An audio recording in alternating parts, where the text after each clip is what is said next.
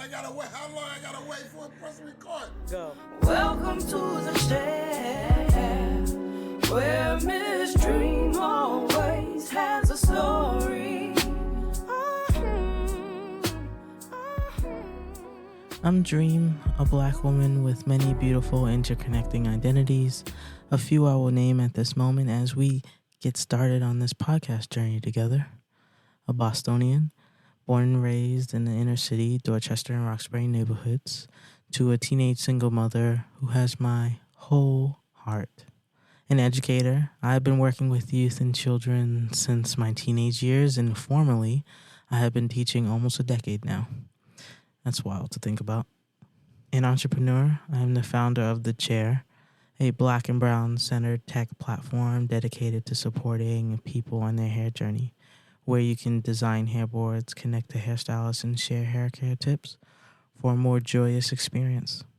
I have a workable site, my prototype. It took me 2 years to build, and now I'm on this adventure that you're currently on with me.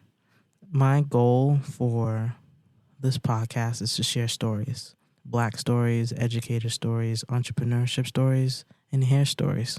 I want you to leave each episode with the opportunity to gain new insight, just a glimpse into my world or the worlds that are featured on my podcasts, a little chuckle during your day or night, possibly a little anger to encourage you to advocate for justice, and hope to continue learning and dreaming. So come in and listen to the beautiful voices in the chair as they share their stories, starting with me. Where we share stories in the chair. Hello, beautiful people. This is Lorenzo Lewis. How are you? Can you please introduce yourself?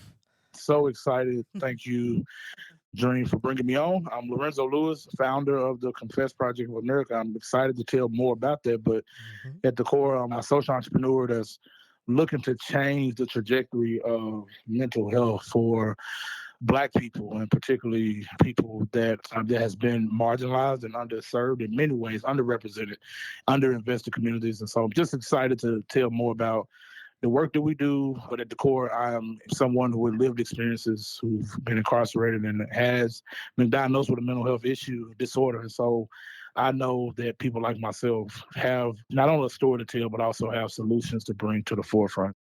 I spend a lot of time thinking about community investment. When I started building the chair, one of the values is definitely community, empowerment and love, but community is so central to it because it reminds people that they're not alone. Thinking about it from just starting with hair, but hair is just the beginning of the conversation. I'm curious to know, do you remember the first time you fell in love with your hair? Wow. So interesting to think about. And then I lost my hair in my early 20s, so I went bald, which was an interesting piece as well. All the men in my family lost their hair early, so it's interesting. I do remember when I was in my early teenage years when I had, a straight line and a part, I was able to put a part in my head. I did some interesting things with my hair back then, putting different greases and different chemicals on my hair to really help make me feel to fit in with others. And it's interesting because that even goes on our self-identity journey around how we think about ourselves. Our hair is really one of the first things that helps us to connect to who we are. And so I do recall being a young person and following the trends of the ways for young men, young Black men who wore the do-rags and the hard brushes. And there was like a kit to be a young Black man in America that in some ways they wanted to have the nice crispy line and the nice waves to be in their head. I can remember that a part of our identity and how that helped us to be whole. And so that was me, right? That's a lot of young men in different ways. And I know it's changed a lot now with the different styles. And so I'm 36. So I'm speaking about when I was, in my later teen and early adult years. But also, even though when I lost my hair and I decided to go bald and just wear a smooth bald look, and how that helped me to identify manhood. Because, when you look at movies and tough men and strong men, they mostly, in some cases, they may not have had hair. They may have had you think about some of the bodybuilders and football players and athletes, right? Michael Jordan, that was the first connection that I had to manhood. Even though I lost my hair, but my brothers had went bald, and I was like, yeah, I finally get to do it. And that was my way of finally feeling that I was becoming a man. And it's just interesting to now go back and think about it, how our hair and our features and with our hair really plays a big part. And that plays into our mental health a ton, because it allows for us to connect to who we are, where we're going, and who we plan to become. I can remember at one point I grew an afro and I wanted braids. And that put me in the light of being a hip hop artist. I had this thing about like, oh, I could be an artist now. The identity and the different things we pick up with our hair is tremendous on how that plays into our identity and how that plays into who we are as a person and our personality in particular. Where we share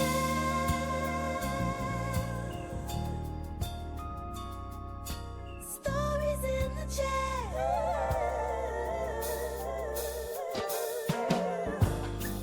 Look, it's my commercial. We will be right back. It's more than just a bad hair day. It's a journey. Finding the right hairstyle isn't easy, nor is finding the right stylist or the right products. Looking in every corner of the web gets messy, overwhelming, and exhausting. All the ads, the articles, the products, the videos, it shouldn't be this hard, but it is. And now, it isn't. The Chair. A black and brown centered platform where you can design hairboards, connect to hairstylists, and share hair care tips for a new, joyful path on your hair journey. Avoid the clutter, save yourself hours, months, and even years of research and poor trial and error. Everything you need and only what you need is in one place. Hairboards made by people like you, for you. Find the right products, the right people, the right answers for you, stress-free. Join the Chair community and make every day a great hair day. When you share your pain, you allow others to help you.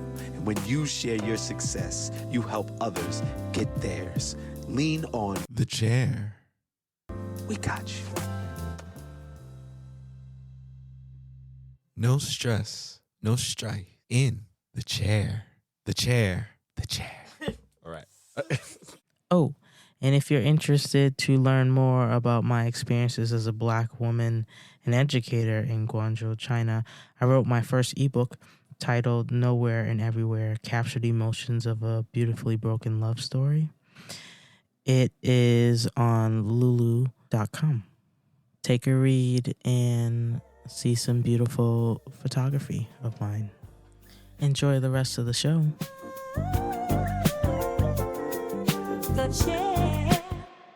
In terms of my mental health right now, like I mentioned earlier to you before we started the podcast, that I lost my uncle and my hair is big, thick afro. That's what I have. And I'm stressed. And my hair is starting to fall out. And I'm like, my hair is telling me something, right? Like I'm being reminded, hey, your stress level is so high that you're affecting how your hair is coming across. Because, all my routines that I always do in my hair, nothing is working. What is happening? But I think it's just such a signal that it's so important that I'm being reminded, hey, your hair is telling you how you are feeling in the inside. That is definitely something that I've been paying more attention to since graduating from school. You're just going through it. But then when you start recognizing, oh, my skin is brighter because I'm not stressed. My hair is thicker because I'm not stressed. It's something I think about in terms of how it affects my mental health, but then also how it affects my identity. if my hair is falling out, I don't feel as in control of who I am as a person. And so I have to focus on how to get myself back to a happier space, a safer space mentally, so I can remember who I am. And my hair is a big part of that. Yeah, absolutely. Absolutely. No, I think this is really powerful, that what you're building and what you're bringing around hair and how that helps us to identify with who we are and the way that the world works and moves. So thank you for your movement and how that's helping us to think differently. I've actually never thought of, honestly, you just helped me to create a narrative more, further my narrative, as I do quite a bit of public speaking about hair at the foundational level of hair, particularly as I'm talking about the movement that we have and why it's important and why it's even at the foundational level of the way that we think about things, the way that affects the way that we flow and the way we navigate. And so I appreciate you for lifting it up. I want to say thank you to you, because seeing people like you who are Black, who identify as a social entrepreneur and doing something from your core, from your heart, and actually being able to gain access to so many communities gives me hope, because I'm at the very beginning of my entrepreneurship journey. And then having the opportunity to learn from you and talk to you it's a beautiful gem to be able to be like, okay, I can do it too. It may take me a little longer, but being like, okay, well, he did it and he's doing something that is in my world, different perspective, but still my world. Okay, I can read, I can Google, I can research and stuff, but wow, I have shaken hands with Lorenzo Lewis. He did it, so I can do it. Thank you so much for sharing your stories in the chair and just taking the time out. I truly, truly appreciate you being here. Yeah, no, it's been a real gift and a treat. And I'm super excited. We're going to continue to stay connected, stay motivated, and empowering each other on this journey. And so I'm really grateful, Sarah. Again, I really appreciate you and for what you do and for giving me this space to take a reflection back from where I'm at now. The movement is not where it used to be. It's still at the community level. My work is not as at the community level because I'm focusing on scaling and growing and extending the work. We have 30 team members, and it's just much different than when it was just me and two people, when I was by myself, rather.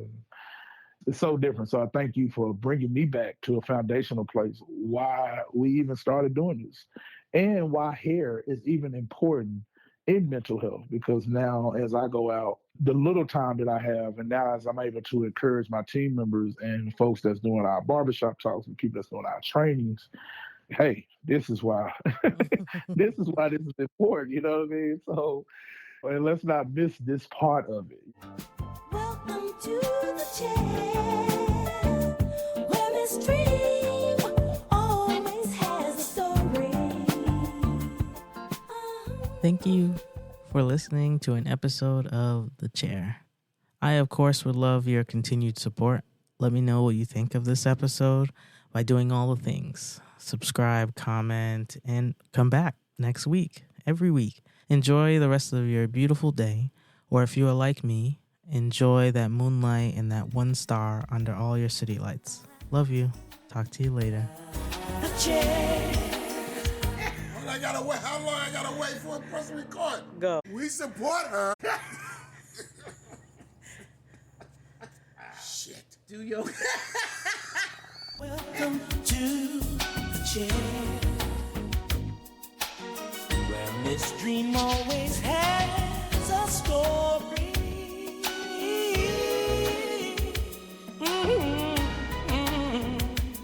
Where we share